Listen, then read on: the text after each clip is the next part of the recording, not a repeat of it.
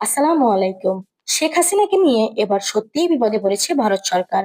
আর সেই ইস্যুতে মুখ খুললেন বাংলাদেশের নোবেল বিজয়ী ডক্টর মোহাম্মদ ইউনূস। তো চলুন ভিডিওটি শুরু করা যাক। বাংলাদেশ ভারত সম্পর্ক ঐতিহাসিকভাবে ঘনিষ্ঠ হলেও সাম্প্রতিক সময়ে কিছু ইস্যুতে দুপক্ষের মধ্যে উত্তেজনা বাড়ছে। এই পরিস্থিতিতে ডক্টর মোহাম্মদ ইউনূস সরাসরি না হলেও ইঙ্গিতপূর্ণ বক্তব্য দিয়েছেন। তিনি বলেন, গণতন্ত্র, মানবাধিকার এবং সুশাসন এই তিনটি যদি উপেক্ষিত হয় তাহলে বাইরের বন্ধুত্ব দিয়ে বেশি দিন টিকে থাকা যায় না।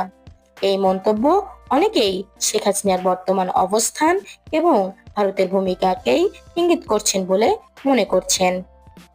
অন্যদিকে দেশের অভ্যন্তরেও শেখ হাসিনাকে নিয়ে সমালোচনার ঝড় বইছে।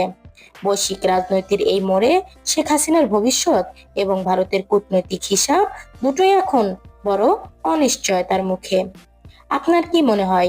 কমেন্টে জানিয়ে দিন আপনার মতামত। আর এমন ভিডিও পেতে চ্যানেলটি সাবস্ক্রাইব করে পাশে থাকা বেল আইকনটি অন করে দিবেন।